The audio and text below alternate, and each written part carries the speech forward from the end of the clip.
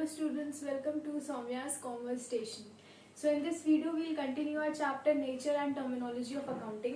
तो जैसा कि आपको बताया गया था कि Nature and Terminology of Accounting में after doing all the introduction वाला part हम लोग सीधा टर्मिनोलॉजी पर आ गए थे एंड जितने भी टर्म्स होते हैं आपके अकाउंट्स में वो सारे जो आप अभी इस पर्टिकुलर क्लास में पढ़ोगे 9th क्लास में वो सारा आपका कवर हो चुका है। ठीक है, तो अब हम लोग वापस पीछे जो पार्ट छोड़ दिया गया था उसको कंटिन्यू करेंगे। तो अब हम करेंगे ऑब्जेक्टिव्स ऑफ अकाउंटिंग। तो देखिए अकाउंटिंग आपको पता है अकाउंटिंग होती क्या है, तो सिंपल सी बात है कि बिजनेस जो भी आपका होता है बिजनेस करा जाता है प्रॉफिट्स अर्न करने के लिए। ठीक है, और प्रॉफिट्स होते क्या है, प्रॉफिट आपका अगर नॉर्मल भाषा में देखा जाए तो जितने आपने खर्च करे हैं और उसके बाद उन खर्चों से आपको जितना बाद में रेवेन्यू मिल रहा है, जो रिसीव हो रहा है, इसमें क्या डिफरेंस है। ठीक है, अगर आपको जो रिसीव हो रहा है उसकी अमाउंट ज्यादा है तो आपको प्रॉफिट हो रहा है, अगर आपके खर्चे ज्यादा है एंड आपको जो रिसीव हो रहा है वो कम है तो आपको लॉस हो रहा है। तो अब ये जानने के लिए हमें पता चलना चाहिए कि एक बिजनेस पैसे का कितना लेन देन करता है। लेन देन क्या होता है, मनी जब बिजनेस के बाहर जाएगा या मनी बिजनेस के अंदर आएगा, एंड इसी को हम ट्रांजैक्शन बोलते हैं। तो होता क्या है, बिजनेस में दिन भर कई तरह के ट्रांजैक्शंस होते हैं। उन ट्रांजैक्शंस में कुछ ट्रांजैक्शन ऐसे होते हैं जो मनी से रिलेटेड होते हैं, कुछ ही ट्रांजैक्शन होते हैं जिसमें मनी का इन्वॉल्वमेंट होता है, या तो बिजनेस को मनी रिसीव हो रहा होता है या बिजनेस जो मनी पेमेंट कर रहा होता है। तो इस तरह के कुछ ट्रांजैक्शंस होते हैं। उसके अलावा और भी कई ट्रांजैक्शंस होते हैं। कोई ट्रांजैक्शन किसी सीनियर एंड सबऑर्डिनेट के बीच में हो जाए, ठीक है, किसी भी डिफरेंट टाइप का ट्रांजैक्शन हो सकता है। लेकिन अकाउंट्स कहता है कि हमें वो ट्रांजैक्शंस देखने हैं जो मनी से रिलेटेड है, जिनको हम मेजर कर सकते हैं मॉनेटरी वैल्यू में। अगर ऑर्गेनाइजेशन के अंदर, बिजनेस के अंदर एक ऐसा ट्रांजैक्शन है कि बिजनेस का जो सीईओ है वो रिटायर कर रहे हैं एंड उनके रिटायरमेंट के बाद जब रिटायरमेंट हो रही है तो उसमें जो स्टाफ है उसने उन्हें गिफ्ट्स दिए और डिफरेंट तरह की चीजें दी, तो यहाँ पर भी जो एम्प्लॉय है वो सीईओ को गिफ्ट दे रहा है, ये भी एक ट्रांजैक्शन हो रहा है। बट ये आपका मॉनेटरी ट्रांजैक्शन नहीं है, बिकॉज इसमें कोई भी मनी का इन्वॉल्वमेंट नहीं है। गिफ्ट दे दिया, सीईओ ने गिफ्ट ले लिया, काम खत्म। लेकिन अगर आप दूसरा केस देखो कि बिजनेस ने कुछ परचेज करा, किसी सप्लायर से रॉ मटेरियल खरीदा है, तो यहाँ पर वो जब रॉ मटेरियल परचेज करेंगे तो उसकी पेमेंट भी उनको करनी पड़ेगी। ठीक है, तो ये आपका ट्रांजैक्शन है जिसको मनी में हम मेजर कर सकते हैं। इस ट्रांजैक्शन में मनी बिजनेस के बाहर जाएगा, लेकिन जो वो ट्रांजैक्शन था जिसमें एक एम्प्लॉय सीईओ को गिफ्ट्स दे रहा है ऑन हिज रिटायरमेंट, तो इसमें कोई भी मनी की इन्वॉल्वमेंट नहीं थी, तो वो भी ट्रांजैक्शन है बट वो मॉनेटरी ट्रांजैक्शन नहीं है। तो अकाउंट्स ये कहते हैं कि भाई हमें तो मॉनेटरी ट्रांजैक्शन मेजर करने थे। अब देखो एक बिजनेस के अंदर यही जो आपकी अकाउंटेंसी हो रही है, तो इसका मेन ऑब्जेक्टिव क्या है। ऑब्जेक्टिव मतलब इसका एम क्या है, इसका गोल क्या है, और ये करी क्यों जाती है, अकाउंटेंसी क्यों करी जाती है, इसका मेन ऑब्जेक्टिव क्या होता है। अकाउंट्स अगर हम रोज बना रहे हैं तो इसका मेन गोल क्या है, क्यों अकाउंटेंसी करी जा रही है, उसको देखा जाएगा ऑब्जेक्टिव्स ऑफ अकाउंटिंग में।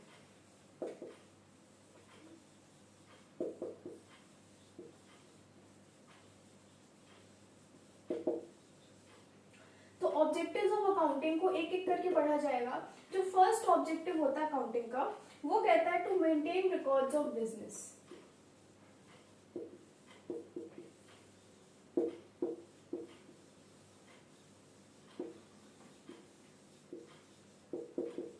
तो ये कह रहा है कि बिजनेस के रिकॉर्ड्स को मेंटेन करना, to maintain the records of business. Business में देखो पता है ट्रांजैक्शन हो रहा है तो उसी चीज को रिकॉर्ड करके रखने के लिए अकाउंटिंग करी जाती है। तो ये तो बेसिक मेन ऑब्जेक्टिव है। अकाउंट्स क्यों कर रहे हैं, बिकॉज हमें वो चीजें रिकॉर्ड करनी, जितने भी मनी की सारे ट्रांजैक्शन हो रहे हैं, या तो मनी आ रहा है या मनी पेमेंट करी जा रही है, उन सबको रिकॉर्ड करने का काम जो है सबसे पहला ऑब्जेक्टिव होता है अकाउंटिंग का। तो इसमें ये कहा जा रहा है कि प्राइमरी ऑब्जेक्टिव ये है कि हमें एक systematic and up to date record maintain करना है। सिस्टमैटिक, एक सिस्टमैटिक तरीके से। अभी आगे आप पढ़ोगे टाइप्स ऑफ अकाउंट्स में, तो उसमें रूल्स बने हुए हैं कि आपको किस तरीके से कोई ट्रांजैक्शन को रिकॉर्ड करना है, किस फॉर्मेट में आप उस चीज को लिखोगे। बिकॉज आपने ट्रांजैक्शन हुआ कि बिजनेस ने कुछ परचेज करा एंड पेमेंट करी, तो ऐसे नहीं कि बिजनेस इतना का परचेज कर लिया, इतनी की पेमेंट कर दी, आपने सेंटेंस में लिख दिया और ट्रांजैक्शन रिकॉर्ड हो गया। इस अकाउंटेंसी को करने के, एक एक चीज करने के इसमें रूल्स डिफाइंड है, इसीलिए इसको साइंस बोला जाता है। ठीक है, तो यही है कि जो भी सिस्टमैटिक तरीका है उस तरीके से हमें up to date records maintain करने हैं। अकाउंटेंसी करता क्या है, अकाउंटेंसी का काम है कि सबसे पहले आइडेंटिफाई करना, क्या आइडेंटिफाई करना? आइडेंटिफाई करना वो ट्रांजैक्शंस जो मनी में मेजर हो सकते हैं। आइडेंटिफाई करना मॉनेटरी ट्रांजैक्शंस को, मॉनेटरी मतलब जिन्हें हम रुपीज में मेजर कर सकते हैं, कंसिडरिंग इंडिया रुपीज की हम लोग बात करेंगे, जिन्हें हम मेजर कर सकते हैं मॉनेटरी वैल्यूज में। ये पहले इनका आइडेंटिफिकेशन करना होता है। आइडेंटिफाई करने के बाद मेजर करना होता है in terms of money, measure in terms of money. तो measure in terms of money का क्या मतलब है? इसका मतलब ये है कि वो जो फाइनेंशियल ट्रांजैक्शन हुआ है, जो मॉनेटरी ट्रांजैक्शन हुआ है, वो एक्चुअली में कितने अमाउंट का हुआ है। अगर कोई कंडीशन, कोई सिचुएशन हुई है बिटवीन द बिजनेस एंड कोई और दूसरी ऑर्गेनाइजेशन या किसी पर्टिकुलर पर्सन के साथ, तो उसमें मुझे देखना है कि ये जो ट्रांजैक्शन हुआ है इसमें कितनी अमाउंट ऑफ मनी की इन्वॉल्वमेंट है। क्वांटिटी पता करना, कितने क्वांटिटी का मनी इसमें इन्वॉल्व है। जब मेजर कर लिया उसको, देन उसको रिकॉर्ड करना। रिकॉर्ड किसमें करा जाता है? रिकॉर्ड आपको पता है, रिकॉर्डिंग का काम सबसे पहली बुक्स में होता है जिन्हें हम जर्नल कहते हैं। जर्नल के भी 8 पार्ट्स होते हैं। तो रिकॉर्ड करना इन प्रॉपर बुक्स। एंड आपको पता है ये रिकॉर्डिंग वाले प्रोसेस को और किस नाम से जानते हैं? Book keeping. इसे बुक कीपिंग भी बोला जाता है। ये आपको करवा दिया गया। बुक कीपिंग एंड अकाउंटेंसी में डिफरेंस वो हो चुका है आपका। रिकॉर्ड करना बुक्स में, देन उनको क्लासिफाई करना अंडर प्रॉपर हेड्स। क्लासिफाई क्या कहता है? ये अभी आप जब बनाओगे असली अकाउंट्स तो आपको पता चलेगा कि रिकॉर्ड होता है, रिकॉर्डिंग के बाद उसको क्लासिफिकेशन करी जाती है। ये भी आपको एक्सप्लेन कर दिया गया है। क्लासिफिकेशन का काम आपकी जिस बुक में होता है वो लेजर होती है, वो लेजर होती है। तो लेजर में क्लासिफाई किया जाता है। फिर कैसे होता है अभी जब आगे दूसरा चैप्टर पढ़ोगे तो आपको क्लियर हो जाएगा। तो यही कह रहे हैं कि रिकॉर्ड्स बिजनेस के मेंटेन करने हैं। कैसे एक अकाउंटेंसी रिकॉर्ड मेंटेन करती है? सबसे पहले आइडेंटिफाई करता है। देखो अकाउंटेंसी करते कौन है? अकाउंटेंट्स करते हैं, ठीक है। हर बिजनेस ऑर्गेनाइजेशन में उसके अकाउंट्स मेंटेन करने के लिए अकाउंटेंट्स को रखा जाता है, ठीक है। वो अकाउंटेंट्स क्या करते हैं? ट्रांजैक्शंस पता करते हैं कि बिजनेस में क्या क्या हुआ। उसके बाद उसमें से वो चीजें देखेंगे जो मॉनेटरी ट्रांजैक्शंस है, जो ट्रांजैक्शंस ऐसे हैं जिनमें मनी की इन्वॉल्वमेंट है, या तो मनी बिजनेस के अंदर आया है या बिजनेस के बाहर जाएगा। तो उन्होंने पता करा, चलो अच्छा ये एक कंडीशन हुई, एक सिचुएशन हुई है जिसमें मनी की इन्वॉल्वमेंट थी। फिर वो देखेंगे, उसको मेजर करेंगे कि एक्चुअली में कितना अमाउंट गया या आया है। बिकॉज देखो जब अकाउंट्स करोगे बड़े क्लासेस में, तो उसमें क्या होगा ना कि आपको सिचुएशन बता दी जाती है in the form of sentences, and after reading that sentence आपको फाइंड आउट करना है कि ये इन्फॉर्मेशन आपको दी गई है, एक्चुअली में इसमें कितना पैसा किसी को मिला है या किसी से गया होगा। तो वो कैलकुलेशन करनी होती है। तो ये यही कह रहा है कि वो मेजर करना उस चीज को कि एक्चुअली जो है कितने रुपीस का ट्रांजैक्शन हो रहा है, कितनी अमाउंट है उसकी। मेजर करने के बाद उनको रिकॉर्ड करना इन द जो आपकी जर्नल होती है, जो फर्स्ट बुक्स होती है अकाउंट्स की, एंड रिकॉर्ड करने के बाद उनको क्लासिफाई करना। तो ये क्या है? ये जितना काम है क्लासिफिकेशन तक का काम, ये काम आपका क्या है? ये इसके फॉर्मेट बने हुए हैं, किस तरीके से करना है वो ऑलरेडी बताया जा चुका है। And this particular process, classifying तक के प्रोसेस को हम कहते हैं रिकॉर्ड करना, अकाउंट्स को मेंटेन करना। क्लासिफिकेशन के बाद आपकी थोड़ी अकाउंटिंग लेवल बढ़ जाती है, ठीक है। अकाउंटेंसी का लेवल थोड़ा बढ़ जाता है, बिकॉज वहां पे थोड़ा आपको अपने इंटेलेक्ट का भी यूज करना पड़ेगा। ये सिंपल रहता, आपने ट्रांजैक्शन देखा, ये हुआ, उसको आपको लिखना है केवल, ठीक है। तो ये आपका पहला ऑब्जेक्टिव होता है, to maintain the records of business. अब फर्स्ट ऑब्जेक्टिव के बाद सेकेंड देखेंगे।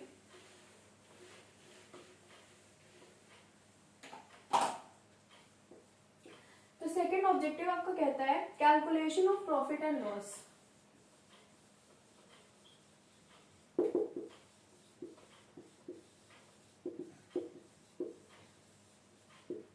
तो यहाँ पर कह रहे हैं कि जो भी आपके अकाउंट्स होती है उसका ये ऑब्जेक्टिव, सेकेंड ऑब्जेक्टिव होता है प्रॉफिट या लॉस जो हो रहा है उसको कैलकुलेट करना, कितने अमाउंट का प्रॉफिट या लॉस हुआ है।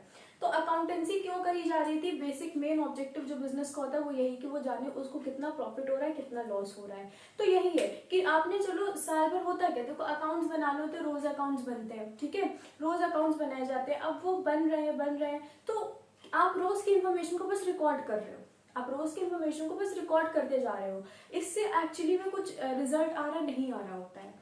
अब आपको उन ट्रांजैक्शंस को एनालाइज करना है, इंटरप्रेट करना है, समझना है, और फिर पूरा प्रोसेस करके जो स्टेप्स, जो आपको सारे गाइडलाइंस, प्रिंसिपल्स बताई गई हैं, अकाउंटेंसी में जो बताई गई है उन सारे स्टेप्स को फॉलो करके आपको उन सारे रिकॉर्डेड ट्रांजैक्शंस का, जिन ट्रांजैक्शन को रिकॉर्ड करा है उसमें से ये पता करना है कि बिजनेस को प्रॉफिट हो रहा है या लॉस हो रहा है। ये कैसे करा जाता है ये सब डिटेल में आप पढ़ोगे अकाउंटेंसी में, उसमें बताते हैं किस तरीके से आपको पता करना है।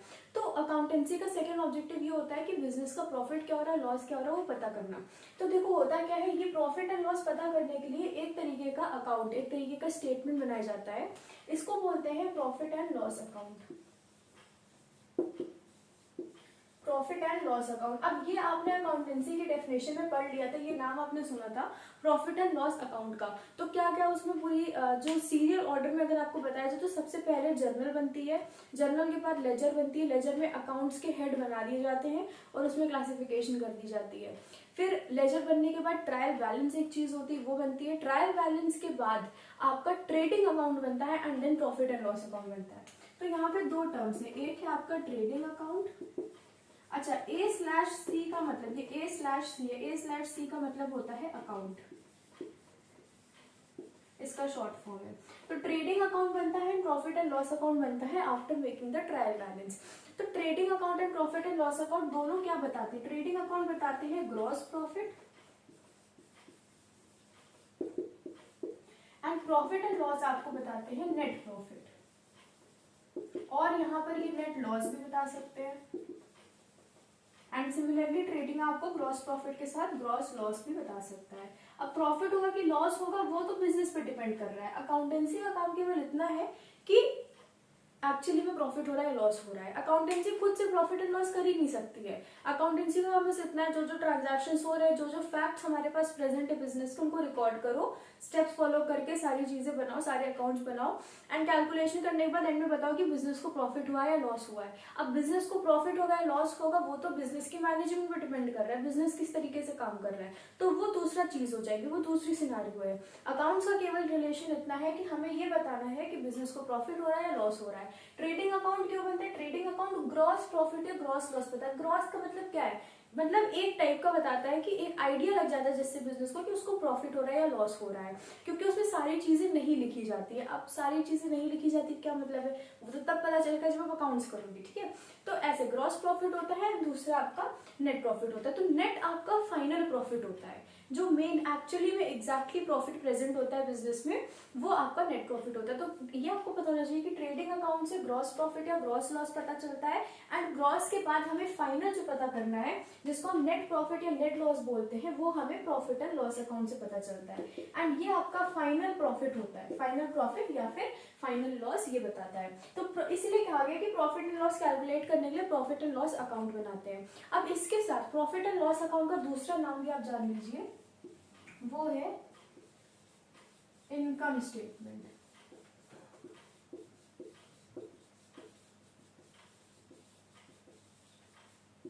अभी के लिए आप इसको और करके ही समझिए, प्रॉफिट एंड लॉस अकाउंट बोलिए या फिर उसको आप इनकम स्टेटमेंट बोलिए, अभी चल जाएगा, ठीक है। बट इसमें भी फर्क होता है, बट अभी वो जानने की आपको जरूरत है, वो आपको बाद में पता चल जाएगा।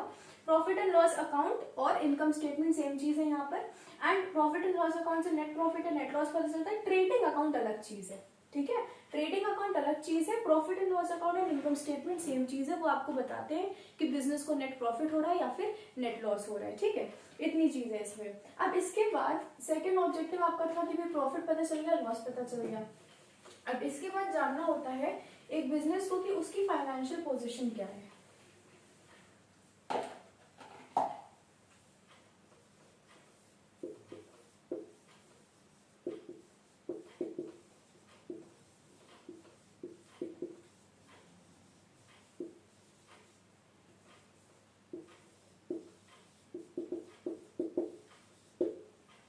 Depiction of financial position. अब ये कहना क्या चाहते हैं, इसका क्या मतलब होता है? डिपिक्शन मतलब बताना, ठीक है, बताना कि भाई दिखाना क्या आपको मेन चीज हो रही है, क्या बिजनेस में डिपिक्ट करना, ठीक है। तो इसमें क्या करना है कि अकाउंट्स का ये ऑब्जेक्टिव होता है कि वो बिजनेस की फाइनेंशियल पोजीशन को बताती है। अब ये फाइनेंशियल पोजीशन क्या है? पहले आप पोजीशन पे देखो। पोजीशन का क्या मतलब है? कहाँ पर कोई पोजीशन मतलब क्या, कहाँ पर कोई स्टैंड कर रहा है, ठीक है, किस जगह पर कोई स्टैंड कर रहा है, वो पोजीशन होती है। तो इसका मतलब ये है कि ये बताएगी कि बिजनेस की पोजीशन क्या है। अकाउंट्स बताएगी कि बिजनेस की पोजीशन क्या है, बिजनेस की हालत क्या है, ठीक है। तो इसका क्या मतलब होता है, इसका मतलब ये है कि बिजनेस कहाँ पर स्टैंड कर रहा है। बिजनेस देखिए, आपको पता अगर आप किसी भी प्रोडक्ट का नाम ले लोगे तो उसके डिफरेंट डिफरेंट टाइप के ब्रांड्स आपको मिल जाएंगे, मतलब वो अलग अलग कंपनीज हैं, ठीक है। अगर आप बात कर लीजिए टूथपेस्ट की तो कोलगेट है, सेंसोडाइन है, पेप्सोडेंट है और क्लोजअप है, तो इतने सारे डिफरेंट डिफरेंट ब्रांड्स। इसका मतलब है एक पर्टिकुलर प्रोडक्ट के लिए टूथपेस्ट के लिए अलग अलग कंपनीज हैं। अभी जो अलग अलग कंपनीज हैं ये सब बिजनेस ऑर्गेनाइजेशन है, ठीक है, बिजनेस कर रहे हैं। तो इनकी उस मार्केट में जहाँ पे इतने सारे कंपीटिंग ब्रांड्स हैं, कौन से ब्रांड्स हैं, कंपीटिंग ब्रांड्स, मतलब जो कंपटीशन में है एक दूसरे के साथ, तो यहाँ पर उसको ये जानने की जरूरत है कि वो कहाँ पर स्टैंड करे। जैसे कि आपकी क्लास में सारे स्टूडेंट्स होते हैं, जब एग्जाम हो जाता है तो सबको रैंक दी जाती है, first second third fourth fifth six seventh and ninth tenth तक आपको पोजीशन दे दी जाती है, ठीक है, किस बेसिस पे कि आपके नंबर क्या है। तो अगर कोई बंदा, वो स्टूडेंट है वो फिफ्थ पोजीशन में, तो इसका मतलब है कि वो उसकी क्लास में, उस क्लास में फिफ्थ पोजीशन पे स्टैंड कर रहा है। तो इससे हालत पता चलती है कि उस बच्चे की हालत क्या है। आपने तो जान लिया उसके परसेंटेज कितने आए थे, जैसे आपने इसमें प्रॉफिट या लॉस जान लिया, आपने परसेंटेज तो जान ली कि 95% आया है, पर उस क्लास में क्या 95% वाला बच्चा फर्स्ट आएगा या 95% वाला बच्चा फिफ्थ सिक्स्थ आएगा, वो डिपेंड कर रहा है कि उस क्लास में और किस किस लेवल के स्टूडेंट्स पढ़ रहे हैं। तो सिमिलरली इस तरीके से एक बिजनेस ऑर्गेनाइजेशन है, आपको पता चले उसको प्रॉफिट हो गया है, प्रॉफिट 1 करोड़ का हुआ है, लेकिन जब आपने फाइनेंशियल पोजीशन देखी, बाकी चीजें देखी, तो उसकी आपको लगा कि बिजनेस की तो हालत बहुत खराब है, ठीक है। तो ये चीज पता करने के लिए ऑब्जेक्टिव ये भी है, बिकॉज ये रियलिटी बताता है। अब ये फाइनेंशियल पोजीशन क्या, पोजीशन तो आप समझ गए, फाइनेंशियल का क्या मतलब है, फाइनेंशियल का मतलब है मनी, ठीक है, मनी से रिलेटेड। फाइनेंसेस क्या, फाइनेंसेस अगर आप अपने घर में यूज करते हो तो फाइनेंस का क्या मतलब होता है, कितने पैसे हैं, कितनी सेविंग्स अकाउंट में है, कितनी एफडीज हैं, फिक्स्ड डिपॉजिट, तो ये सब आपके घर के फाइनेंसेस होते हैं, ऐसे बिजनेस के फाइनेंसेस हैं। तो फाइनेंशियल पोजीशन बताता है। अब ये देखिए, जो फाइनेंशियल पोजीशन है यहाँ पर भी एक नई चीज आएगी। जैसे आपने शुरुआत में अकाउंटेंसी में पढ़ा था जर्नल लेजर, फिर आपका trial balance, trading account, profit and loss account. Profit and loss account के बाद आपने एक और टर्म पढ़ा था जिसे हम बोलते हैं बैलेंस शीट। अब ये बैलेंस शीट का क्या मतलब है, पहली बात तो देखिए ये शीट है, एक शीट का मतलब है ये कोई बहुत अकाउंट, इसको हम अकाउंट नहीं बोलेंगे, इसको हम बोलते हैं स्टेटमेंट। क्या बोलते हैं, स्टेटमेंट। जैसे प्रॉफिट एंड लॉस अकाउंट आपने यूज करा, ठीक है, प्रॉफिट एंड लॉस अकाउंट और ट्रेडिंग अकाउंट, वो अकाउंट होते हैं। But balance sheet, balance sheet क्या है, ये एक स्टेटमेंट है, इसको आप बैलेंस शीट को कोई अकाउंट नहीं बोलोगे, ये एक स्टेटमेंट होती है जो बिजनेस की फाइनेंशियल पोजीशन को बताती है। क्योंकि देखिए अब हमें जानना है फाइनेंशियल पोजीशन, तो कुछ ना कुछ कैलकुलेशन वगैरह कुछ ना कुछ तो करनी पड़ेगी, तो जिस तरीके से उसको करा जाता है उसी शीट को हम बैलेंस शीट कहते हैं। अब बैलेंस शीट ही क्यों बोला गया, अनबैलेंस्ड शीट क्यों नहीं बोला गया, ठीक है, कोई भी तरह के डाउट आ सकते हैं, बट बैलेंस शीट इसलिए बोला गया क्योंकि ये शीट का मेन जो पर्पस होता है ना, वो ये होता है कि इस शीट में 2 साइड होते हैं, वो दोनों साइड बैलेंस होने चाहिए, बराबर के होने चाहिए। बैलेंस का मतलब क्या होता है, सेम का, ठीक है, सेम लेवल पे। तो ये बैलेंस शीट में कैलकुलेशन करी जाती है 2 चीजों की, वो 2 चीजें क्या आपको भी बताया जाएगा, एंड ये देखा जाता है कि क्या वो दोनों चीजें इक्वल है या नहीं। अब बैलेंस शीट में होता क्या क्या है, ये आप देख लीजिए। अभी बैलेंस शीट को B/S शॉर्ट फॉर्म में लिखा जा रहा है। बैलेंस शीट में 2 साइड होते हैं, 2 साइड होते हैं, ये लेफ्ट साइड है, राइट साइड है। जो लेफ्ट साइड है यहाँ पर हम लाइबिलिटीज को लिखते हैं एंड राइट साइड में हम असेट्स को लिखते हैं। अब लाइबिलिटीज एंड असेट्स, इसीलिए आपको टर्मिनोलॉजी पहले करवा देगी, बिकॉज उन टर्मिनोलॉजी से ही आप उन चीजों को समझ पाएंगे।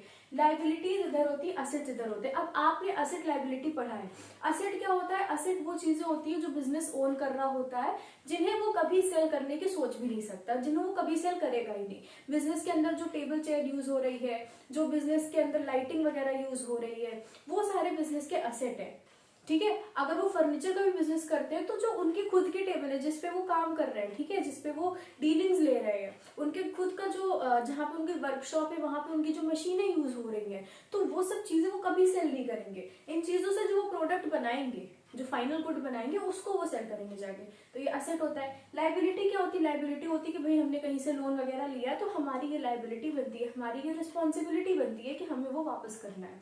तो जितने जितने का लोन हम लेंगे उतनी हमारी रिस्पॉन्सिबिलिटी बढ़ती जाएगी। अगर हमने किसी से 10 रुपीज का लोन लिया तो हमें पता है हमें 10 रुपये उसको वापस करने हैं। अब हमने किसी और से 30 रुपीज का लोन ले लिया तो हम पे कितनी रिस्पॉन्सिबिलिटी आ गई? हम पे 40 रुपीज की रिस्पॉन्सिबिलिटी आ गई कि भाई 40 रुपीज की लाइबिलिटी बन चुकी है, 10 रुपए की मिस्टर ए को, 30 रुपीज की मिस्टर बी को। तो इसी तरीके से बिजनेस में भी डिफरेंट डिफरेंट तरह के ट्रांजैक्शन होते हैं, कई जगह से लाइबिलिटी बिजनेस के ऊपर आ जाती है। तो यहाँ पर बैलेंस शीट कहता है कि अगर हम लाइबिलिटीज और असेट्स को ऐसे कंपेयर करेंगे तो हम जान सकते हैं कि बिजनेस कहाँ पर स्टैंड कर रहा है, ठीक है, कि बिजनेस की क्या पोजीशन है। होता क्या है, अभी बैलेंस शीट है तो बैलेंस शीट कहती है कि अगर इधर का पूरा टोटल और इधर का पूरा टोटल समान सब लिख के, क्या है, सबकी कोई ना कोई वैल्यू होती है, बिकॉज अकाउंट्स में हर चीज की मॉनेटरी वैल्यू प्रेजेंट होगी। अकाउंट्स में केवल मॉनेटरी ट्रांजैक्शंस ही रिकॉर्ड होते हैं, तो जो मॉनेटरी चीज हमने शुरू में रिकॉर्ड करी वही तो यहाँ तक आएगी, ठीक है। तो अब इन सब की कुछ ना कुछ वैल्यू होती है रुपीज में, और कहते हैं कि इन दोनों साइड को टोटल करो। अगर इसका टोटल आपका 10,000, चलो 1 लाख अगर आया है तो इसका टोटल भी 1 लाख आना चाहिए, ठीक है। अगर ऐसी सिचुएशन है, अगर ऐसी सिचुएशन है तो इसका मतलब है कि ये बैलेंस शीट क्या बताती है? बैलेंस शीट बताती है बिजनेस की फाइनेंशियल पोजीशन। तो इसका मतलब है बिजनेस की फाइनेंशियल पोजीशन बहुत अच्छी है, क्योंकि उसकी बैलेंस शीट बैलेंस कर गई। बैलेंस शीट क्यों बनाया जाता है? कि बैलेंस शीट बैलेंस कर जाए। बट क्या होता है, अगर बैलेंस शीट बैलेंस नहीं करी, बैलेंस शीट के बैलेंस नहीं करने का क्या मतलब होगा कि ये दोनों साइड बराबर नहीं होंगे, ठीक है, ये दोनों साइड बराबर नहीं होंगे। तो बराबर नहीं होने का क्या मतलब है, या तो लायबिलिटी वाली की अमाउंट ज्यादा होगी या असेट्स की अमाउंट ज्यादा होगी। तो अगर हम ये केस ले कि असेट्स जो है वो आपके भाई 1 लाख के ही है, एंड जो लायबिलिटीज है वो 80,000 की है, 80,000 की है। तो यहाँ आपने क्या देखा, असेट्स जो है ये ग्रेटर है, ठीक है, असेट्स जो है ये ग्रेटर है। एसेट वाली साइड 1 लाख रुपए बता रही है, मतलब असेट जो बिजनेस के पास है वो 1 लाख के, एंड बिजनेस के ऊपर जो लायबिलिटीज है, जो उनको पेमेंट वगैरह करके लोन वगैरह वापस करने, वो कितने की है? 80,000 की है। तो यहाँ पर इससे क्या पता चल रहा है? इससे ये पता चल रहा है कि बिजनेस के पास जितनी रिस्पॉन्सिबिलिटी, जितनी उसको पेमेंट करनी है, उससे ज्यादा पैसे उसके पास रखे हैं, उसके पास वो चीजें प्रेजेंट है। अगर देखो असेट क्या होता है जिन्हें वो कभी सेल नहीं करना चाहेगा, और लायबिलिटी क्या है जो उसे पेमेंट करनी है। तो होता क्या है कि बिजनेस, देखिए जब भी बिजनेस बंद होता है, जब भी बिजनेस फुली तरीके से बंद किया जाता है, मतलब अब वो बिजनेस कभी एग्जिस्ट नहीं करेगा। ये नहीं कि बिजनेस का शटर डाउन कर दिया शाम को और बिजनेस बंद हो गया, ये चीज नहीं। बिजनेस हमेशा के लिए जब बंद होता है, जैसे कि कोलगेट कंपनी चल रही है आपकी, ठीक है, एंड वो बिजनेस पूरा कंप्लीट क्लोज डाउन करने पे आ जाए, ठीक है, उसके कहते हैं ना बिजनेस की डेथ हो जाना, तो वो अगर करेंगे तो कोलगेट कभी फिर आगे एग्जिस्ट नहीं करेगा, ना ही उसका कोई प्रोडक्ट रहेगा मार्केट में, कुछ भी नहीं रहेगा, ना वो कंपनी रहेगी, वो पूरी तरीके से डिमोलिश हो जाएगी, खत्म हो जाएगी। तो इसको हम कहते हैं बिजनेस को फुली कंप्लीटली तरीके से बंद कर देना। तो अगर जब बिजनेस को ऐसे करने का टाइम आता है ना, तो ये बहुत इंपॉर्टेंट हो जाता है। होता क्या है, बिजनेस के पास जितने भी असेट होते हैं, अब फर्नीचर का बिजनेस था, उन्होंने जो टेबल वगैरह यूज कर रहे थे, जिसपे वो काम करते थे, जो मशीनें यूज कर रहे थे, अब अगर वो बिजनेस बंद कर रहे हैं, अब वो कुछ भी प्रोडक्शन नहीं करेंगे, तो वो उन चीजों का क्या करेंगे? वो सब उनके असेट्स थे जो उन्होंने खरीदे थे, क्यों? ताकि वो फ्यूचर में उसका यूज करेंगे और उससे प्रोडक्ट्स बनाकर बेचेंगे। अब उनके पास क्या बिजनेस बंद हो रहा है, तो उन चीजों को क्या करेंगे? वो उन चीजों को सेल कर देंगे, वो उन असेट्स को सेल कर देंगे, और उससे जो पैसे उन्हें मिलेंगे उससे अपने सारे कर्ज को, अपनी सारी लायबिलिटीज को पे कर देंगे। तो ये होता है जो बिजनेस एंड में करता है। तो यही कह रही कि अगर बिजनेस के पास असेट ज्यादा है, अगर बिजनेस के पास अगर उसकी सारी total machine, table, chair, lighting वगैरह सबका टोटल करके बिजनेस के पास 1 लाख रुपए है, और हमने पता करा कि बिजनेस की जितने भी लायबिलिटी, जितने भी कर्ज उसे चुकाने हैं, जिससे भी लोन लिया होगा, जो भी ओनर को वापस करना होगा, तो ये सब चीजें मिला के पता चल रहा है 80,000 है। तो वो 1 लाख से 80,000 दे सकता है ना। बिजनेस जो है 1 लाख रुपीज में से 80,000 सबको दे सकता है, अपनी सारी लायबिलिटी से फ्री हो सकता है। तो इसका मतलब क्या है, बिजनेस की पोजीशन अच्छी है। एंड यहाँ पर आप एक नया टर्म सीखोगे, एंड वो टर्म कहता है कि अगर ये कंडीशन प्रिवेल कर रही है जहां पर बिजनेस के assets are greater than the business की लायबिलिटीज, देन बिजनेस सॉल्वेंट होता है। सॉल्वेंट टर्म आप कई बार सुनोगे, सॉल्वेंट, सॉल्वेंट का क्या मतलब होता है? सॉल्वेंट कहाँ से आएगा? आपने तो केमिस्ट्री तो सबने पढ़ी, साइंस पढ़ी है, सल्यूट सॉल्वेंट सोल्यूशन आपने पढ़ा होगा। सॉल्वेंट के अगर आप नींबू पानी बना रहे हो तो चलिए अगर शुगर वाटर बनाते हो, सिंपल सा एग्जांपल लेते हैं, तो शुगर वाटर में क्या, पानी में आपने चीनी मिक्स कर दी एंड वो आपका सोल्यूशन बन गया। तो जो चीनी आपने मिक्स करी थी वो सल्यूट था, जो वाटर आपने लिया था वो सॉल्वेंट था, एंड जब मिक्स करने के बाद जो फाइनल शुगरी टाइप का आपका लिक्विड तैयार हो रहा है उसको सोल्यूशन बोला गया था। तो यहीं पर ये कह रहे हैं कि बिजनेस सॉल्वेंट है। अब ये सॉल्वेंट का मतलब क्या है? इस सॉल्वेंट का मतलब ये है कि बिजनेस के पास इतना पैसा है कि वो अपने सारे लाइबिलिटीज को पे कर सकता है। ठीक है, बिजनेस के पास इतना पैसा है कि वो अपनी सारी लाइबिलिटीज को पे कर सकता है। अगर बिजनेस इस कंडीशन में है, ये कंडीशन, ये पोजीशन कौन बताएगा? बैलेंस शीट बताएगी। बैलेंस शीट क्या होती है? साल के एंड में एक दिन बनाई जाती है। ये पोजीशन उसी दिन की पोजीशन होती है। अगर बैलेंस शीट आज बन रही है तो इसका मतलब है ये आज की बिजनेस की पोजीशन है। कोई भी ट्रांजैक्शन होगा तो बिजनेस की पोजीशन फिर थोड़ी ना थोड़ी चेंज हो जाएगी, ऐसा होता है। तो यहाँ पे ये कहा जा रहा है कि अगर बिजनेस के असेट ज्यादा है लाइबिलिटीज से तो बिजनेस सॉल्वेंट होता है।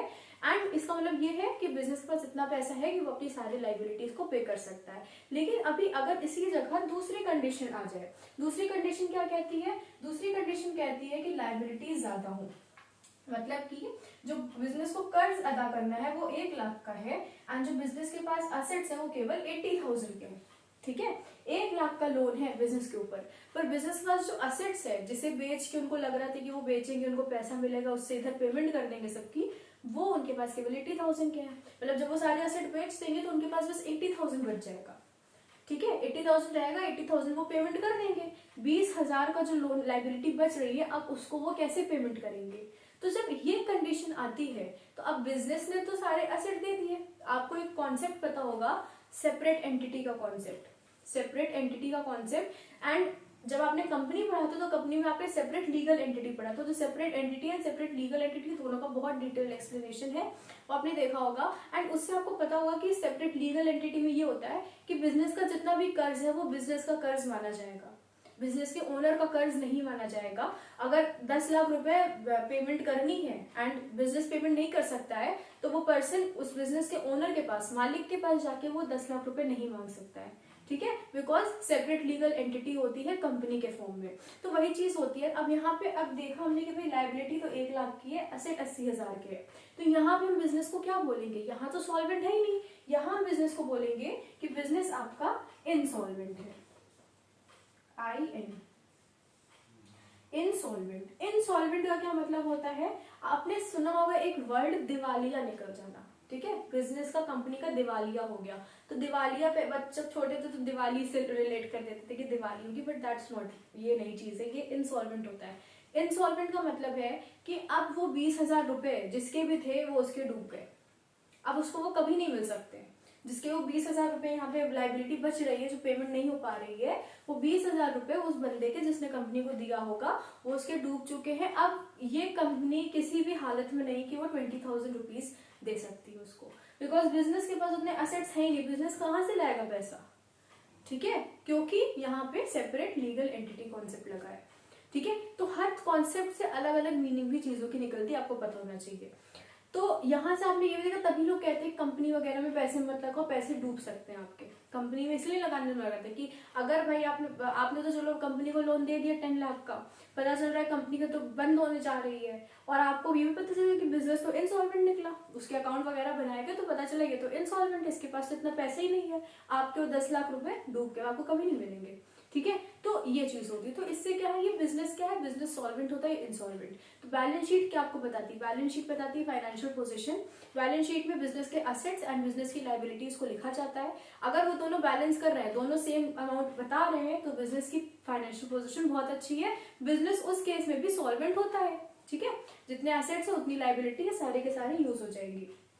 अगर बिजनेस के असेट्स ज्यादा है लाइबिलिटीज से, बिजनेस के असेट्स अगर ज्यादा होते तो बिजनेस आपका क्या था, सॉल्वेंट था। ठीक है, लेकिन अगर उल्टा केस हो जाए, लाइबिलिटीज अगर ज्यादा हो जाए असेट्स से, तो बिजनेस आपका इनसॉल्वेंट है। तो इतना आपको समझ आ गया होगा। तो ये थर्ड ऑब्जेक्टिव होता है अकाउंटेंसी का, अकाउंटिंग का, कि बिजनेस की फाइनेंशियल पोजीशन को बताना कि बिजनेस फाइनेंशियली सॉल्वेंट है या इनसॉल्वेंट है। ठीक है, तो इसमें क्या होता है, असेट्स एंड लायबिलिटीज, बस आपको इतना ही पता होना चाहिए इसके बारे में। ठीक है, a picture of financial position.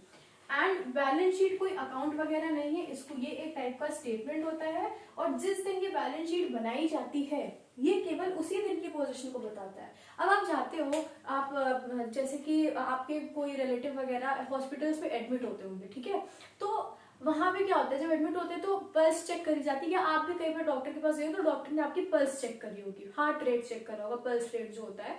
तो ये जो हार्ट रेट है ना, ये आपके अभी की बता रही है, अगर आप अभी अपनी हार्ट रेट चेक करोगे तो वो आपको अभी की हालत अपनी बता देगी। तो इसी तरीके से बैलेंस शीट जो होती है वो बिजनेस की पल्स रेट होती है। बोला जाता है कि balance sheet is the pulse rate of the business. जैसे ही एक डॉक्टर एक पर्सन के लिए पल्स रेट जो होती है वो उसकी हेल्थ बताती है, ऐसे ही एक बिजनेस की हेल्थ उसकी बैलेंस शीट बताती है, ठीक है। तो ये एक चीज थी। तो अब जैसे कि आप कहीं किसी पर्टिकुलर पर्सन को देखने, रिलेटिव आपका कोई अगर एडमिट है, देन आप जिस टाइम उनसे मिलोगे आप बस उसी टाइम उनकी हेल्थ को देख सकते हो, उसी टाइम की हेल्थ को देख सकते हो। ना ही आप अगर आप जा रहे हो तो मे भी पहले उसकी हेल्थ बहुत खराब हो, पर आपको जो उस टाइम दिख रही है वो उसी टाइम की हेल्थ बता रहा है। अब आप वापस आ जाओ घर में, फिर पता चला कि उसकी हालत और बिगड़ गई है, तो उसकी हेल्थ पे डिफरेंस आ जाएगा। यही चीज होती है बैलेंस शीट में।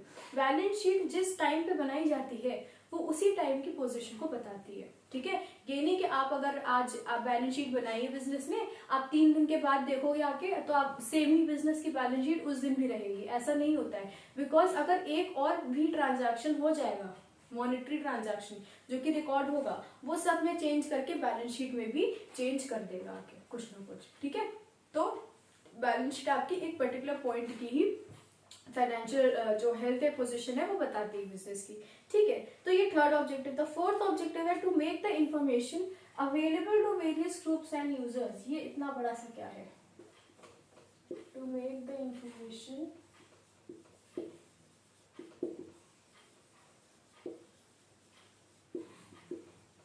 अवेलेबल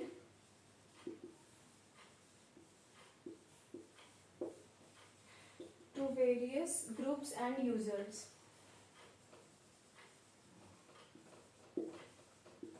ये क्या कह रहे हैं इस पॉइंट में, क्या कह रहे हैं, ये ऑब्जेक्टिव है फोर्थ ऑब्जेक्टिव अकाउंटिंग का, टू मेक द इंफॉर्मेशन। अब कौन सी इंफॉर्मेशन है पता चल जाएगा, available to various groups and users. कुछ इंपॉर्टेंट ग्रुप्स को एंड कुछ यूजर्स को इंफॉर्मेशन बताना। मतलब कि ये इतना अकाउंट करके प्रॉफिट एंड लॉस जो मिला, फाइनेंशियल पोजीशन जो हमें बिजनेस की पता चल रही है, अब क्या काम है हमें अकाउंट्स का। अकाउंट्स ये कहता है कि अब ये सारी इंफॉर्मेशन हमें उन लोगों को दिखानी है, उन यूजर्स को दिखानी है, उन ग्रुप्स को दिखानी है जिनका हमारी कंपनी से कोई ना कोई तरह का मतलब है। एंड कैसा मतलब, मनी से रिलेटेड रिलेशन है, ठीक है, मॉनेटरी रिलेशन जिनका बिजनेस के साथ है। अब ऐसे कौन कौन से लोग होते हैं जिनका बिजनेस के साथ मॉनेटरी रिलेशन होता है, तो इसमें आपके सारे टर्म्स हैं, एंड वो होते हैं आपके ओनर्स। आप ये देख लीजिए, ओनर्स, इन्वेस्टर्स, उसके बाद क्रेडिटर्स, एम्प्लॉइज, टैक्स अथॉरिटीज। बहुत सारे इसमें आपके नए नए टर्म्स आएंगे, क्रेडिटर्स, एम्प्लॉइज,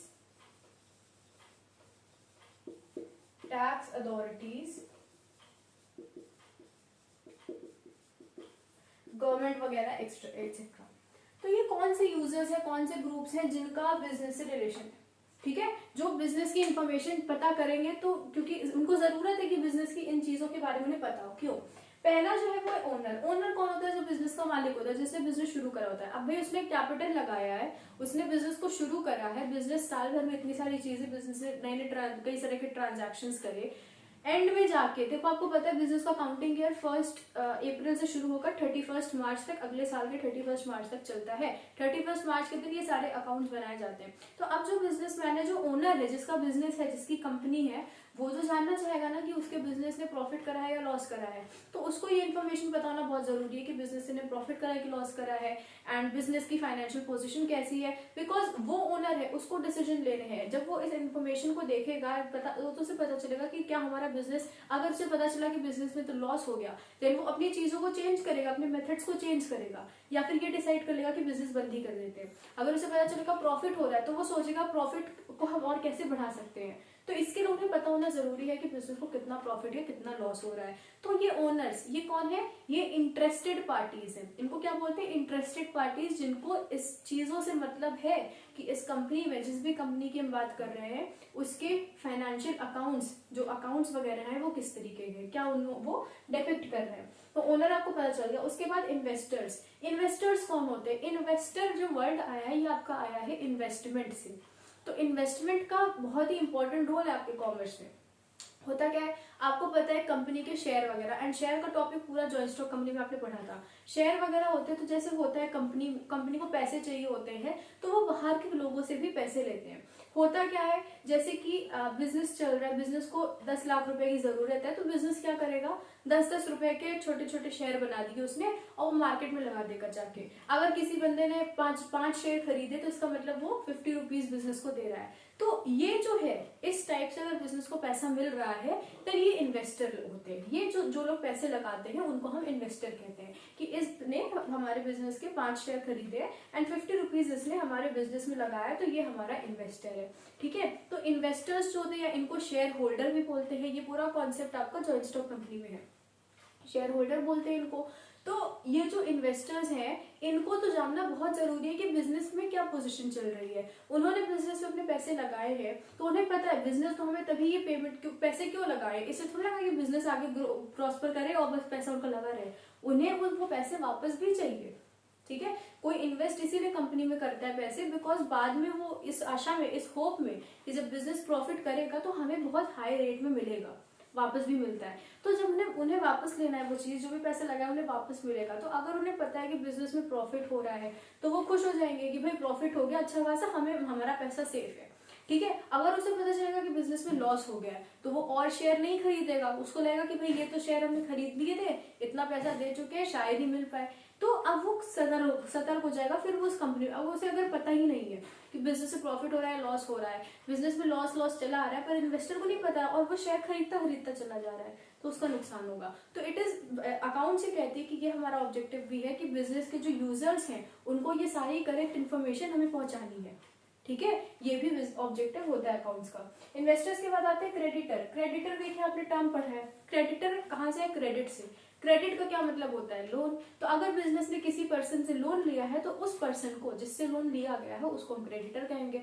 अब क्रेडिटर ने लोन दिया है तो वो इंटरेस्ट के साथ वापस लेगा। आप बैंक से पैसे लोन लेते हो, उधार पे लेते हो, देन आपको वो पैसे इंटरेस्ट के साथ वापस करने होते हैं। अगर आपने 1 लाख रुपए का लोन लिया है तो मे बी आपको 1,30,000 1,40,000 वापस करना पड़ेगा, डिपेंडिंग ऑन कितना भी रेट है। तो अब ये क्रेडिटर जो होते हैं, क्रेडिटर ने पैसे लोन दिए हैं तो वो तो जानना चाहेगा कि बिजनेस के पास कितना पैसा है। अब बैलेंस शीट से जानना चाहेगा बिजनेस की कितनी एसेट लायबिलिटी है, तभी तो उसे पता चलेगा हमारा पैसा हमें मिल पाएगा नहीं मिल पाएगा।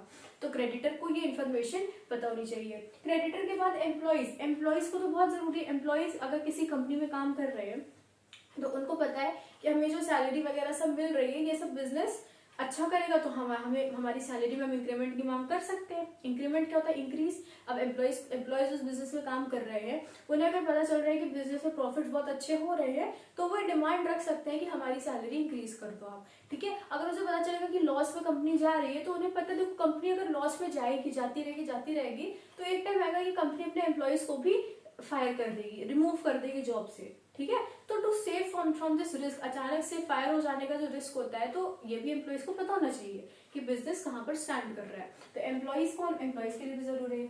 उसके बाद टैक्स अथॉरिटीज। अब देखो टैक्स अथॉरिटी कौन होती है भाई, जो टैक्स लेती है। तो टैक्स किस पे लिया जाता है कि कितना आपके पास इनकम है। तो कितनी इनकम है बिजनेस के पास वो बताने के लिए बिजनेस अपने अकाउंट्स ही तो प्रेजेंट करेगा। बिकॉज एक रिटन प्रूफ जो अकाउंट्स बिजनेस बनाता है वो लीगल प्रूफ होते हैं। क्या होते हैं, लीगल प्रूफ होते हैं। मतलब एक कोर्ट ऑफ लॉ में, जहाँ पे जो कोर्ट ऑफ लॉ, जो जहाँ पे भी लीगल चीजें होंगी, वहां पर बिजनेस के ये जो डॉक्यूमेंट्स हैं ये प्रूफ की तरह काम करेंगे।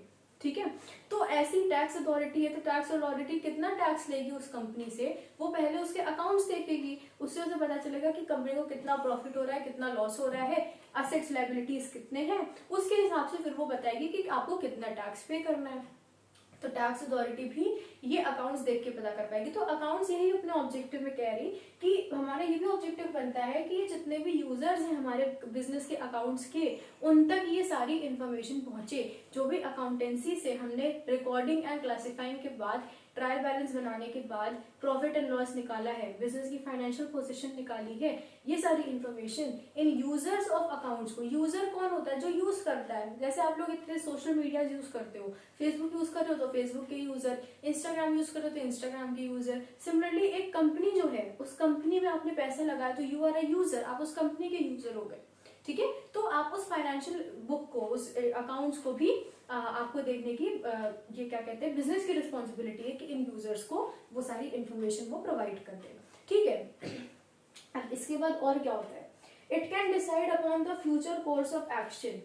ठीक है, अब जो मैनेजमेंट है, अब बिजनेस की, चलो इन सब, ये तो डिफरेंट टाइप की जो पार्टीज इन्वॉल्व है इनके बारे में आपने जान लिया। अब बिजनेस का जो ओनर वगैरह है वो इन इन्फॉर्मेशन का करेंगे क्या। अगर उन्हें पता चल रहा है कि बिजनेस को लॉस हो गया, तो अब वो सोचेंगे कि देखो, अब देखो हर इन्फॉर्मेशन, हर रिजल्ट उनको एंड में मिलेगा, एक साल के एंड में उन्हें पता चला यार इस साल तो हमको लॉस हो गया। तो अब वो सोचेंगे बैठ के कि उन्होंने ऐसी क्या क्या गलतियां कर दी, वो अपनी कुछ ना कुछ स्ट्रैटेजी में चेंजेस लाएंगे। अब चेंजेस लाएंगे तो हो सकता है उनको लगे कि हमने सेल ज्यादा नहीं करी इस साल, इसकी वजह से लॉस हो गया। तो वो क्या करेंगे, अब अपनी सेल को बढ़ाने की कोशिश करेंगे। अब वो अपना फोकस कहीं और से शिफ्ट करके दूसरे काम पे लगा देंगे, सेल इंक्रीज करने में लग जाएंगे। अब उसके बाद वो साल भर अपना सारी स्ट्रैटेजी यूज करेंगे एंड देन फिर उनके एंड में फाइनेंशियल स्टेटमेंट बनेंगे। अब उन्हें पता चल रहा है कि उनके बिजनेस को प्रॉफिट हो गया। ठीक है, प्रॉफिट हो गया तो समझ जाएंगे कि ये सेल बढ़ाने की वजह से प्रॉफिट हुआ है। ठीक है, तो वो क्या करेंगे, थर्ड ईयर में फिर अपनी स्ट्रैटेजी चेंज करेंगे। तो ओनर जो है या जो भी मैनेजमेंट है, ठीक है, कंपनी में तो देखो मैनेजर अलग होता है, ओनर अलग होता है, आपने जॉइंट स्टॉक कंपनी में पढ़ा है। तो मैनेजमेंट ये डिसाइड करेगी कि हमें किस किस तरह के स्टेप्स लेने हैं, किस तरीके से बिजनेस को चलाना है ताकि बिजनेस केवल ग्रो करे। ठीक है, तो ये चीज उन्हें पता चलती है। लेंडर्स एंड इन्वेस्टर, जिन्होंने बिजनेस को लोन वगैरह दिया, लेंडर कौन है, जो लोन पे दे रहा है पैसा, इन्वेस्टर कौन है, जो बिजनेस में इन्वेस्ट कर रहा है। ठीक है, अब जैसे कि आप बैंक में जाके अपनी अकाउंट, सेविंग अकाउंट बनाते हो या फिक्स डिपॉजिट अकाउंट बनाते हो, तो उसमें क्या आप पैसे डिपॉजिट कर देते हो जाके, तो ये एक तरीके का इन्वेस्टमेंट है। एंड जो आप बिजनेस बैंक से लोन लेते हो, ठीक है, और उसके बाद आपको वो लोन इंटरेस्ट के साथ चुकाना होता है, वो क्रेडिट के उसमें आ जाता है, वो लोन के उसमें आ जाता है। एंड जो आपने सेविंग अकाउंट बनाया है या फिक्स डिपॉजिट अकाउंट बनाया है, उसमें जो आप पैसे जमा कर रहे हो जाके, वो आपका इन्वेस्टमेंट की तरह हो जाएगा। तो वही कह रहे हैं कि बिजनेस में भी इन्वेस्टर भी होते हैं, लेंडर भी होते हैं। ठीक है, इन्वेस्टर वो है जो शेयर्स वगैरह से पैसे लगा रहा है, एंड लेंडर वो है जो लोन देकर पैसे लगा रहा है। ठीक है, लोन का मतलब वो इंटरेस्ट के साथ वो वापस लेगा। तो इसी तरीके से इनको ये जानना होता है कि बिजनेस अर्न कितना कर रहा है, क्योंकि उन्हें पैसा अपना तभी मिल पाएगा जब बिजनेस अच्छा खासा अर्न करेगा। अब इसके बाद कहते हैं कि decide whether or not to lend. हाँ, अब वो ये डिसाइड कर सकती है क्या हम और लोन दे सकते हैं बिजनेस को या नहीं। ठीक है, उसके बाद shareholders can make an estimate of the efficiency and decide whether or not to sell their shareholding. तो अब ये वही चीज है, शेयर होल्डर भी तो जान के ये जानना चाहेंगे कि कंपनी कैसे काम कर रही है। अगर अच्छा खासा ग्रो कर रही है तो वो खुश रहेंगे और शेयर खरीद लेंगे अगर उनको अपॉर्चुनिटी मिलेगी। अगर उन्हें लगेगा कि बिजनेस तो खराब होने वाला है तो अपने शेयर जल्दी से किसी और को बेच देंगे और वहां से निकल लेंगे।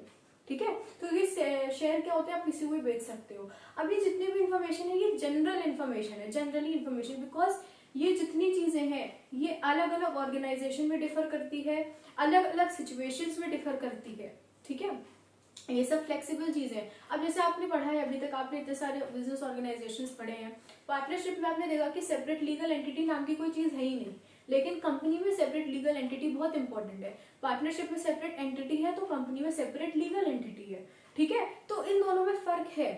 तो आप ऐसा कुछ नहीं बोल सकते हो कि बिजनेस में सेपरेट लीगल एंटिटी ही होती है या सेपरेट एंटिटी ही होती है। तो उसी तरीके से शेयर होल्डर्स से रिलेटेड भी जो चीज है वो भी अलग अलग बिजनेस में डिफर करती है।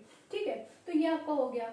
अब यही आपको मेन बताया गया अकाउंटिंग की ऑब्जेक्टिव्स क्या होते हैं। आपके पास इतने ऑब्जेक्टिव्स थे, 4 ऑब्जेक्टिव्स थे, एंड इन ऑब्जेक्टिव्स में ये बताया गया कि अकाउंटेंसी का मेन गोल क्या है, मेन एम क्या है, क्यों अकाउंटिंग हम करते हैं, क्यों हम मॉनेटरी ट्रांजैक्शंस को रिकॉर्ड करते हैं। ठीक है, तो इसमें पहला यही था कि जितने भी बिजनेस ट्रांजैक्शंस हो रहे हैं उन सारी चीजों को रिकॉर्ड करना, जितने भी फाइनेंशियल ट्रांजैक्शंस हो रहे हैं रिकॉर्ड करने के लिए पहले देखना ट्रांजैक्शन कौन सा है, मॉनेटरी है या नहीं है तो कितने अमाउंट का है, और फिर उसको रिकॉर्ड कर देना। Calculation of profit and loss. Profit and loss का मतलब यहाँ net profit and net loss से है। नेट प्रॉफिट और नेट लॉस हमें प्रॉफिट एंड लॉस अकाउंट बना के ही मिलता है, and profit and loss account को ही इनकम स्टेटमेंट भी बोला जाता है। ग्रॉस प्रॉफिट और ग्रॉस लॉस जो कि नेट प्रॉफिट से पहले निकाला जाता है, वो हमें ट्रेडिंग अकाउंट से पता चलता है। उसके बाद depiction of financial position, business की फाइनेंशियल पोजीशन क्या है, वो कहाँ पर स्टैंड कर रहा है, वो बैलेंस शीट से पता चलती है। बैलेंस शीट एक टाइप की स्टेटमेंट होती है जिसमें हम असेट्स एंड लाइबिलिटीज को दिखाते हैं। असेट लाइबिलिटी क्या है, अपने टर्मिनोलॉजी में कर लिया है। असेट्स एंड लाइबिलिटीज अगर बैलेंस कर जाएंगे तो बिजनेस स्टेबल है, बिजनेस की फाइनेंशियल पोजीशन अच्छी है। अगर असेट्स ज्यादा है लाइबिलिटीज से तो बिजनेस सॉल्वेंट है, अगर लाइबिलिटीज ज्यादा है आपके असेट से तो बिजनेस आपका इंसॉल्वेंट होता है। ठीक है, फिर to make the information available to various users, जो भी यूजर होते हैं बिजनेस के, यूजर में ओनर आता है बिजनेस का, इन्वेस्टर्स आते हैं, क्रेडिटर्स आते हैं, एम्प्लॉयज आती है, गवर्नमेंट आती है, टैक्स अथॉरिटी आती है। तो ये डिफरेंट टाइप के यूजर्स इसके अलावा भी हो सकते हैं। इन सब तक ये जितनी भी अकाउंटेंसी इन्फॉर्मेशन हमने कैलकुलेट करी है, ये सब पता कराना, उनको बताना ये सारी इन्फॉर्मेशन, उन तक इन्फॉर्मेशन पहुंचाना भी एक ऑब्जेक्टिव होता है। क्यों? बिकॉज उनके डिसीजंस डिपेंड कर रहे हैं कि बिजनेस कैसे ग्रो कर रहा है। ठीक है, तो इतने आपके थे ऑब्जेक्टिव्स ऑफ अकाउंटिंग। अब इसके बाद हमारा बचा है need and relevance of accounting, limitations of the types of accounts. तो अब need and relevance and limitations next video में होगा, एंड देन धीरे धीरे चैप्टर ऐसे ही खत्म हो जाएगा। बहुत थोड़ा सा बचा, बिकॉज बेसिक चीजें सारी हो चुकी है। अब ये आपके सारे पॉइंट्स वाले एंड कॉन्सेप्ट्स वाले हैं। अब जैसे आपके कॉमर्स में आंसर्स होते हैं, जैसे आपको इसमें रिकॉर्ड में आपको टर्म्स बता दिए गए, ठीक है, कीवर्ड्स यही है। रिकॉर्ड में आपने देखा identify the transaction, monetary transaction, तो identify the monetary transaction keyword हो गया आपका। फिर measuring in terms of money, ठीक है, जर्नल बनाना, क्लासिफाई करना लेजर में, ये कीवर्ड्स हैं आपके। ठीक है, तो अगर आप इतना भी लिख दोगे तो आपको पॉइंट्स मिल जाएंगे, आपको मार्क्स मिल जाएंगे। ठीक है, तो ये क्या है आपके ऑब्जेक्टिव्स से, 4 ऑब्जेक्टिव्स होते हैं अकाउंटिंग के। Need and relevance next video में करेंगे। अगर आपको कोई डाउट हो देन आप नीचे कमेंट करके पूछ सकते हो। And till then study hard and take care of yourself and bye.